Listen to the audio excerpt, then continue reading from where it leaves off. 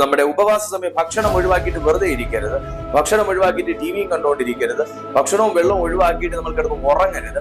ഉപവസിക്കുന്ന സമയം മീൻസ് നമ്മൾ ഭക്ഷണവും വെള്ളം ഒഴിവാക്കുന്ന സമയം നാം പൂർണ്ണമായി ദൈവവചനത്തിലും പ്രാർത്ഥനയിലും മുഴുകിക്കൊണ്ട് ആ സമയത്തെ നാം ശരീരത്തെ ദണ്ഡിപ്പിച്ചുകൊണ്ട്, ഒരിക്കലും ദൈവം പറയുന്നില്ല ശരീരത്തെ ദണ്ഡിപ്പിച്ചുകൊണ്ട് നമ്മൾ ഉപവാസം എടുക്കണം. അങ്ങനെ ദൈവം പഠിപ്പിക്കുന്നില്ല. സാത്താൻ കീഴടക്കാൻ ശ്രമിക്കുന്നുവെന്ന് നിങ്ങൾക്ക് തോന്നുകയാണ്, വചനം കൊണ്ട് നിങ്ങൾ ഫൈറ്റ് ചെയ്യും. യേശു കണ്ടോ വചനം കൊണ്ട് ഫൈറ്റ് ചെയ്തു, സാത്താനോട് വചനം കൊണ്ട് ഫൈറ്റ് ചെയ്തു. ആ നിലയിൽ ഒരു വ്യക്തിയെ നിങ്ങളൊന്ന് സപ്പോർട്ട് ചെയ്തേ. നിങ്ങളുടെ ആരോഗ്യം കൊണ്ടോ, നിങ്ങളുടെ കഴിവ് കൊണ്ടോ, നിങ്ങളുടെ സമ്പത്ത് കൊണ്ടോ നിങ്ങൾക്ക് കഴിയുന്ന ഒരു വ്യക്തി ഇപ്പോൾ നിങ്ങൾ സപ്പോർട്ട് ചെയ്ത്, ഈ സെക്കൻഡിൽ നിങ്ങൾ സപ്പോർട്ട് ചെയ്ത്, ഈ മീറ്റിംഗിന് ശേഷം, ഈ വചനം കേട്ടതിന് ശേഷം നിങ്ങളൊന്ന് സപ്പോർട്ട് ചെയ്ത്. നിങ്ങൾക്ക് ഇന്നൊരു അവസരം ദൈവം തരും. ആ സമയം നിങ്ങളൊന്ന് സപ്പോർട്ട് ചെയ്തേ. നിങ്ങളുടെ കൈ കൊടുത്തൊന്ന് സപ്പോർട്ട് ചെയ്തേ, നിങ്ങളുടെ ശക്തി കൊണ്ടൊന്ന് സപ്പോർട്ട് ചെയ്തേ, നിങ്ങളുടെ ബന്ധങ്ങൾ കൊണ്ടൊന്ന് സപ്പോർട്ട് ചെയ്തേ, നിങ്ങളുടെ കോൺടാക്ട് കൊണ്ടൊന്ന് സപ്പോർട്ട് ചെയ്തേ, നിങ്ങളുടെ സമ്പത്ത് കൊണ്ടൊന്ന് സപ്പോർട്ട് ചെയ്ത്, നിങ്ങളുടെ പ്രാർത്ഥന കൊണ്ടൊന്ന് സപ്പോർട്ട് ചെയ്ത് നിങ്ങൾക്ക് ഒരു നന്മ ചെയ്യാൻ കഴിയുമെങ്കിൽ നിങ്ങൾ ചെയ്യും. കാരണം ബൈബിൾ പറയുന്നു, അന്യായ ബന്ധനങ്ങളെ അഴിക്കുക, നുകത്തിന്റെ അമിക്കയറുകൾ, നമ്മുടെ എല്ലാ മനസ്സിനെയും ചിന്തകളെയും ഒക്കെ പിടിച്ച് കെട്ടിവെച്ചിരിക്കുന്ന അന്യായ ബന്ധനങ്ങൾ യേശുവിന്റെ നാമത്തിൽ. ഈ സന്ദേശം ഒരു 10 മിനിറ്റ് കൊണ്ട് തീരും എങ്കിലും നിങ്ങളുടെ ജീവിതത്തിൽ വളരെ ഫലം ചെയ്യുന്നതും നിങ്ങൾക്ക് തീർച്ചയായും പ്രാക്ടീസ് ചെയ്ത് ജയം ഉറപ്പിക്കാൻ കഴിയുന്നതുമാകുന്ന ഒരു സന്ദേശമാണ് ഞാൻ ഈ 10 മിനിറ്റിനകത്ത് നിങ്ങൾക്ക് കൈമാറാൻ പോകുന്നത്. നിങ്ങൾ ഉപവസിക്കുന്ന ഒരു വ്യക്തിയാണെങ്കിൽ, നിങ്ങൾ ഉപവസിക്കാൻ ആഗ്രഹിക്കുന്ന ഒരു വ്യക്തിയാണെങ്കിൽ, നിങ്ങളുടെ ഉപവാസത്തിൽ എങ്ങനെ കുറച്ചും കൂടെ ഇഫക്റ്റീവായി നിങ്ങൾക്ക് സമയത്തെ മാനേജ് ചെയ്യാം എന്ന് നിങ്ങൾ ചിന്തിച്ചിരിക്കുകയാണെങ്കിൽ, ഈ 10 മിനിറ്റുള്ള സന്ദേശം നിങ്ങളുടെ ജീവിതത്തിന് വളരെ വളരെ ഫലം ചെയ്യും. തീർച്ചയായും പ്രിയപ്പെട്ട സുഹൃത്ത്, ഈ വീഡിയോ നിങ്ങൾക്ക് പ്രയോജനപ്പെടുന്നത് പോലെ 10,000-കണക്കിന് ജനങ്ങൾക്ക് പ്രയോജനപ്പെടണമെന്ന് നിങ്ങൾ ആഗ്രഹിക്കുന്നുവെങ്കിൽ ഇപ്പോൾ തന്നെ ഈ വീഡിയോയ്ക്ക് നിങ്ങളൊരു തംസപ്പ് കൊടുത്തേക്കുക, ഒരു ലൈക്ക് കൊടുത്തേക്കുക. നിങ്ങൾ ഈ ചാനൽ സബ്സ്ക്രൈബ് ചെയ്തിട്ടില്ലെങ്കിൽ ഇതുപോലുള്ള നല്ല മെസ്സേജസ് ലഭിക്കുവാൻ, അനുഗ്രഹിക്കപ്പെട്ട ശുശ്രൂഷകൾ നിങ്ങൾക്ക് ലഭിക്കുവാൻ നിങ്ങൾ ഈ ചാനലും സബ്സ്ക്രൈബ് ചെയ്യുക. വീഡിയോ കഴിയുമെങ്കിൽ നിങ്ങളുടെ സുഹൃത്തുക്കളിലേക്ക് ഷെയർ ചെയ്യുക. ഉപവാസം നമ്മളെല്ലാവരും എടുത്തിട്ടുള്ള, ഒരിക്കലെങ്കിലും ഉപവസിക്കാത്ത ആരുമില്ല. ദൈവസന്നിധിയിൽ ഫാസ്റ്റ് ചെയ്യാത്ത ആരുമുണ്ടെന്ന് ഞാൻ കരുതുന്നില്ല. അങ്ങനെയാണെങ്കിൽ നമ്മൾ എടുത്ത ഉപവാസങ്ങളെല്ലാം നമുക്ക് ഫലം ചെയ്തുവോ എന്ന് നമ്മൾ രണ്ടാമത് ചിന്തിക്കേണ്ടിയിരിക്കുന്നു. മൂന്നാമത് ചിന്തിക്കുക, അങ്ങനെയാണെങ്കിൽ ഫലപ്രദമായി എങ്ങനെ ഉപവസിക്കാം. ഒന്നാമത് ഞാൻ നിങ്ങളോട് പറയട്ടെ, ഉപവാസം എന്ന് പറയുന്നത് ഭക്ഷണം ഒഴിവാക്കിയിട്ടുള്ള ഒരു വെറുതെ ഇരിക്കലല്ല. 2, ഭക്ഷണം ഒഴിവാക്കിയിട്ടുള്ള ഒരു സമരവുമല്ല. ഉപവാസം അല്ലെങ്കിൽ ഫാസ്റ്റിംഗ് എന്ന് പറയുന്നത് കർത്താവായ യേശു ക്രിസ്തു പഠിപ്പിച്ചത് പ്രകാരം നോക്കുകയാണെങ്കിൽ, വിശുദ്ധന്മാരുടെ ജീവിത രീതികൾ, അവരുടെ ഉപവാസ ചരിത്രത്തിൽ നിന്ന് പഠിക്കുകയാണെങ്കിൽ ഇതൊരു അതിശക്തമായ ആത്മീയ ആയുധമാണ്. വാക്ക് മറക്കണ്ട, ഇതൊരു അതിശക്തമായ ആത്മീയ ആയുധമാണ്. ഒന്നാമതായി ഈ ആയുധം എന്ന് പറയാൻ കാരണം, ഇത് നമ്മെ ദൈവത്തോടടുപ്പിക്കുന്ന ഒന്നാണ്. യാക്കോബിന്റെ ലേഖനം 4-ാമത്തെ അധ്യായം 8-ാമത്തെ വാക്യം പഠിക്കുമ്പോൾ ഇങ്ങനെ അവിടെ കാണാം, ദൈവത്തോട് അടുത്ത് ചെല്ലുവിൻ, എന്നാൽ അവൻ നിങ്ങളോടും അടുത്ത് വരും. ദൈവത്തോട് അടുത്ത് ചെല്ലുന്ന ഒരു സമയം ഫാസ്റ്റിംഗ് ടൈമാണ്. പ്രാർത്ഥിക്കുന്ന സമയം നമ്മൾ ദൈവത്തോട് അടുത്ത് ചെല്ലാറുണ്ട്, ആരാധിക്കുന്ന സമയം നമ്മൾ ദൈവത്തോട് അടുത്ത് ചെല്ലാറുണ്ട്.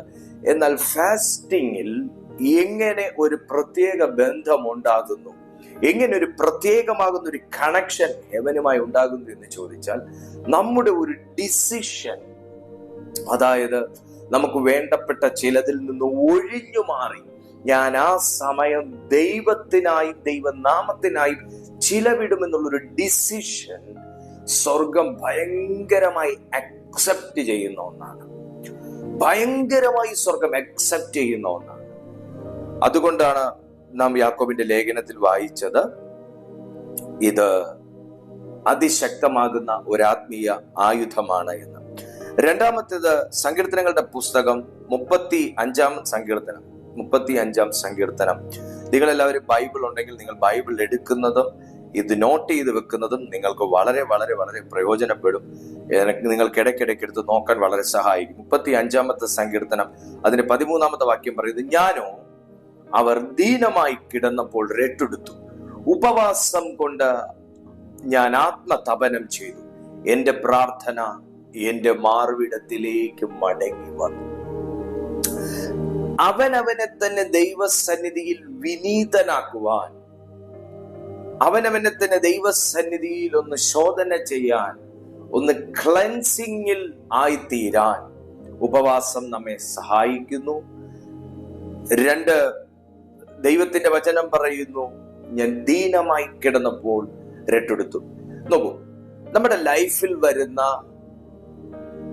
ഓരോ സ്ട്രഗിൾസിനകത്ത്, നമ്മുടെ ലൈഫിൽ വരുന്ന ഓരോ ഇൻസിഡന്റിനകത്ത് നമ്മൾ പ്രാർത്ഥിക്കുക എന്നതിനേക്കാൾ ഒരു പടി അല്ലെങ്കിൽ ഒരു 2 പടി നമുക്ക് കൂടുതൽ പ്രയോജനം ചെയ്യും ഉപവാസത്തോടുകൂടെ പ്രാർത്ഥിക്കുക എന്നുള്ളത്.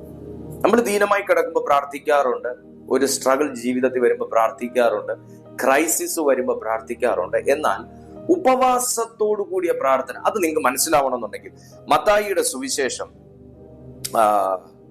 17:21 നിങ്ങളൊന്ന് നോക്കി. മത്തായിയുടെ സുവിശേഷം 17:21 നമ്മൾ നോക്കുമ്പോൾ അവിടെ കാണാം, നിങ്ങൾക്ക് കടുകുമണിയോളം വിശ്വാസം ഉണ്ടെങ്കിൽ ഈ മലയോട് ഇവിടെ നിന്ന് അങ്ങോട്ട് നീങ്ങുക എന്ന് പറഞ്ഞാൽ അത് നീങ്ങും, നിങ്ങൾക്കൊന്നും അസാധ്യമാകുകയില്ല. ബ്രാക്കറ്റ് കണ്ടോ നിങ്ങൾ? നിങ്ങൾക്കൊന്നും അസാധ്യമാകുകയില്ല. യേശു കർത്താവ് പറയാണ്, നിങ്ങൾ ഈ മലയോട് നീങ്ങാൻ പറഞ്ഞാൽ നീങ്ങും, നിങ്ങൾക്കൊന്നും അസാധ്യമാകുകയില്ല. അവിടെ ഒരു ബ്രാക്കറ്റ് സ്റ്റാർട്ട് ആവും. ഈ ബ്രാക്കറ്റ് നമ്മൾ ശ്രദ്ധിക്കാതെ, ഈ ബ്രാക്കറ്റ് സ്റ്റാർട്ടിങ്ങും ആ എൻഡിങ്ങും നമ്മൾ ശ്രദ്ധിക്കാതെയാ വായിക്കുന്നത് കണ്ടിന്യൂ ചെയ്തു. എന്നാലും ഉപവാസത്താലും പ്രാർത്ഥനയാലും അല്ലാതെ ഈ ജാതി വിട്ടുപോകുന്നില്ല. നമ്മൾ ബ്രാക്കറ്റ് ശ്രദ്ധിക്കുന്നില്ല. നിങ്ങൾ ശ്രദ്ധിക്കുക, ഒരു മനുഷ്യന്റെ ലൈഫിൽ ഈ ഒരു ബ്രാക്കറ്റ് പീരീഡിനകത്ത് നിങ്ങൾ ശ്രദ്ധിക്കണേ, ഈ ഒരു മനുഷ്യന്റെ ലൈഫിൽ ഒരു ബ്രാക്കറ്റ് പീരീഡ് എന്ന് പറയുന്നത് ഭയങ്കര ഇഫക്റ്റീവാണ്. ഒരു ബ്രാക്കറ്റ് പീരീഡ്. ബാക്കി കാര്യങ്ങളൊക്കെ ബൈബിളിന്റെ എല്ലാ വചനങ്ങളും ബ്രാക്കറ്റിനകത്തല്ല ഇട്ടേക്കുന്നത്. എന്നാൽ ചില പ്രത്യേക സന്ദർഭങ്ങൾ, സാഹചര്യങ്ങൾ, വിഷയങ്ങളൊക്കെ ബ്രാക്കറ്റിനകത്ത് ഇട്ടിട്ടുണ്ട്.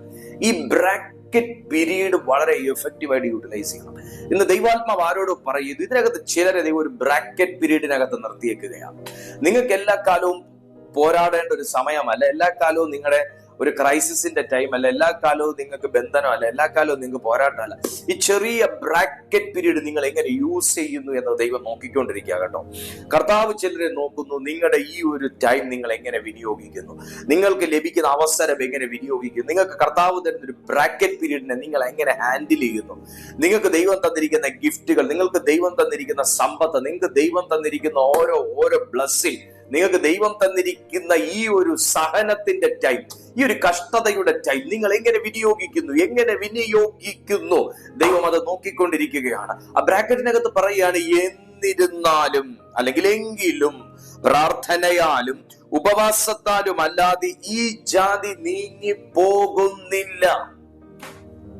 മലയെ ജാതിയോടാണ് ഉപമിച്ചിരിക്കുന്നത്. മലയെ ജാതിയോടാണ് ഉപമിച്ചിരിക്കുന്നത്. അപ്പൊ ഒരു ജാതി നീങ്ങിപ്പോകാൻ എന്ന് പറഞ്ഞാൽ പോരാ, അതിനകത്തൊരു ശക്തി വേണം. ഒരാളെ നമ്മൾ ഡീൽ ചെയ്യുന്ന പോലെ അല്ല 5 പേരെ ഡീൽ ചെയ്യുന്നത്, അതുപോലല്ല 10 പേരെ ഡീൽ ചെയ്യുന്നത്. 10 പേരെ ഡീൽ ചെയ്യുന്ന ബലം പോരാ 20 പേരെ ഡീൽ ചെയ്യാൻ. അപ്പൊ ഒരു ജാതി നീങ്ങിപ്പോകണമെങ്കിൽ, oh my God in Jesus name, ഒരു ജാതി നീങ്ങിപ്പോകണമെങ്കിൽ ആ ബലം പുറപ്പെടണം. അതുകൊണ്ട് യേശു പറഞ്ഞത്, എന്നിരുന്നാലും എങ്കിലും ഉപവാസത്താലും പ്രാർത്ഥനയാലും അല്ലാതെ ഈ ജാതി നീങ്ങി പോകുന്നില്ല. അപ്പൊ നമ്മൾ ഒരു വിഷയത്തിന് പ്രാർത്ഥിക്കുക എന്ന ഒരു തീരുമാനവും ഉപവാസത്തോടുകൂടെ പ്രാർത്ഥിക്കുക എന്ന തീരുമാനവും രണ്ടും ഭയങ്കര വ്യത്യാസമുണ്ട്. കാരണം ഒരു വിഷയത്തിന്റെ പുറകിൽ ഒരു ഫോഴ്സ് ഉണ്ടെങ്കിൽ ആ ഫോഴ്സിനെ ഡീൽ ചെയ്യാൻ നമ്മുടെ ശരീരത്തിന്റെ ആരോഗ്യത്തോടു കൂടിയ പ്രാർത്ഥന മാത്രം പോരാ, നമ്മുടെ ആത്മാവിന്റെ ആരോഗ്യത്തോടു കൂടിയ പ്രാർത്ഥന വേണം. ഓ ഹല്ലേലൂയ. ഒന്ന് ടൈപ്പ് ചെയ്യാൻ പറ്റുമോ നിങ്ങൾക്ക്? ശരീരത്തിന്റെ ആരോഗ്യത്തോടു കൂടിയ പ്രാർത്ഥനയേക്കാൾ ആത്മാവിലെ ശക്തിയോടുകൂടിയ പ്രാർത്ഥന ഫലം ചെയ്യും. ഒന്ന് ടൈപ്പ് ചെയ്യാൻ പറ്റുമെങ്കിൽ, മടിയില്ലെങ്കിൽ, ഇപ്പോൾ നിങ്ങൾക്ക് ടൈപ്പ് ചെയ്യാൻ പറ്റുന്ന ഒരു സാഹചര്യമാണെങ്കിൽ നിങ്ങൾ താഴെ ഒന്ന് ടൈപ്പ് ചെയ്ത്, ശരീരത്തിന്റെ ആരോഗ്യത്തോടുകൂടിയ പ്രാർത്ഥനയേക്കാൾ ആത്മാവിലെ ശക്തിയോടുകൂടിയ പ്രാർത്ഥന വളരെ ഫലം ചെയ്യുന്നു. ഹല്ലേലൂയ. അതുകൊണ്ട് യേശു കർത്താവ് പറയുന്നത് നിങ്ങൾ ഉപവാസത്തോടുകൂടെ പ്രാർത്ഥിക്കുക. അപ്പൊ നിങ്ങൾ ഇവിടെ കണ്ടായിരുന്നോ, ഒരു വിഷയത്തിന് വേണ്ടി നാം പ്രാർത്ഥിക്കുന്ന സമയം, ഹല്ലേലൂയ, ഉപവാസത്തോടുകൂടെ പ്രാർത്ഥിക്കുകയാണെങ്കിൽ അത് വളരെ ഫലം ചെയ്യും. ഉപവാസം എങ്ങനെ എടുക്കണം ഇതും കൂടെ പറഞ്ഞ് ഞാൻ നിർത്താൻ പോവാം. ഉപവാസം എങ്ങനെ എടുക്കണം? ഉപവാസം നമുക്ക് പല രീതിയിൽ എടുക്കാം. മോർണിംഗ് 6 to ഈവനിങ് 6 വരെ എടുക്കാം. ഒരു നേരത്തെ ഫുഡ് കഴിച്ച് 2 നേരത്തെ ഫുഡ് സ്കിപ്പ് ചെയ്ത് നമുക്ക് എടുക്കാം. വെള്ളം മാത്രം കുടിച്ചുകൊണ്ട് എടുക്കാം. വെള്ളവും ഭക്ഷണവും മാറ്റിക്കൊണ്ട് പൂർണ്ണമായി നമുക്ക് ഉപവസിക്കാം. ഫ്രൂട്ട്സ് മാത്രം കഴിച്ചുകൊണ്ട് ഉപവസിക്കാം.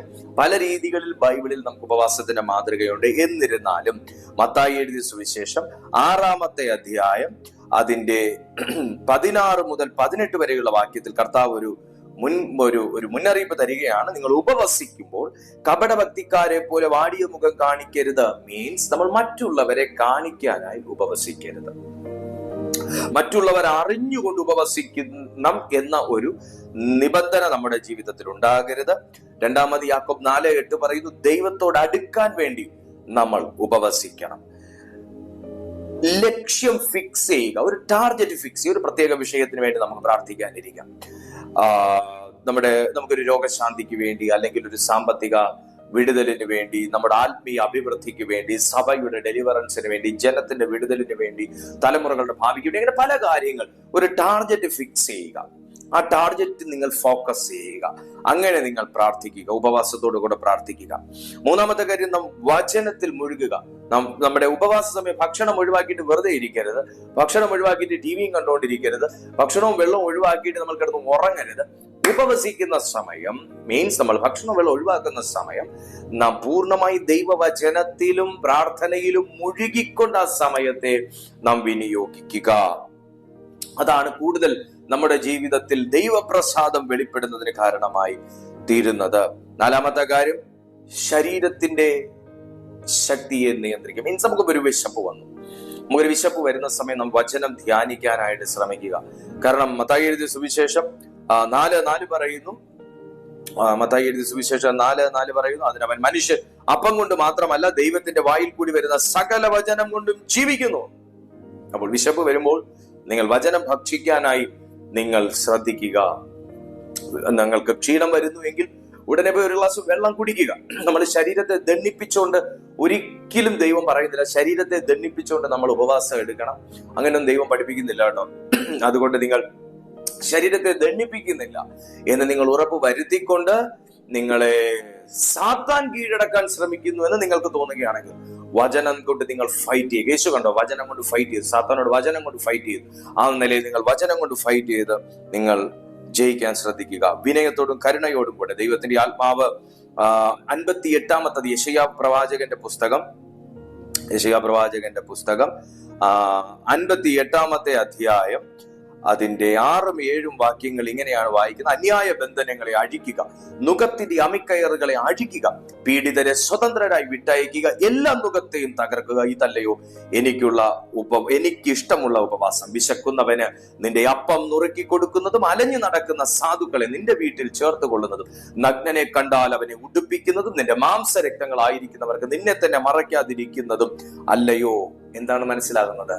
ഉപവാസത്തിൽ ദൈവം പ്രസാദിക്കുന്ന ഉപവാസം എന്ന് പറയുന്നത് നമ്മുടെ ഉപവാസ ദിവസം ഒരു നന്മയെങ്കിലും നമ്മൾ ചെയ്യുക. വിനയത്തോടും കരുണയോടും കൂടി ഒരു ഉപവാസം നമ്മുടെ ജീവിതത്തിൽ ഉണ്ടാകട്ടെ. വെറുതെ നമ്മൾ പ്രാർത്ഥിച്ചിട്ട് നമ്മുടെ മാത്രം പ്രയോജനം നോക്കുന്നവരല്ല, മറ്റൊരു വ്യക്തിയുടെ പ്രയോജനം പറഞ്ഞ് ഞാൻ ഇന്നൊരു നന്മ ചെയ്യുമെന്ന് പറഞ്ഞേ. നിങ്ങൾക്ക് കഴിയുന്ന ഒരു വ്യക്തിയെ നിങ്ങളൊന്ന് സപ്പോർട്ട് ചെയ്തേ. നിങ്ങളുടെ ആരോഗ്യം കൊണ്ടോ, നിങ്ങളുടെ കഴിവ് കൊണ്ടോ, നിങ്ങളുടെ സമ്പത്ത് കൊണ്ടോ, നിങ്ങൾക്ക് കഴിയുന്ന ഒരു വ്യക്തി ഇപ്പോൾ നിങ്ങൾ സപ്പോർട്ട് ചെയ്ത്, ഈ സെക്കൻഡിൽ നിങ്ങൾ സപ്പോർട്ട് ചെയ്ത്, ഈ മീറ്റിംഗിന് ശേഷം, ഈ വചനം കേട്ടതിന് ശേഷം നിങ്ങളൊന്ന് സപ്പോർട്ട് ചെയ്ത്, നിങ്ങൾക്ക് ഇന്നൊരു അവസരം ദൈവം തരും.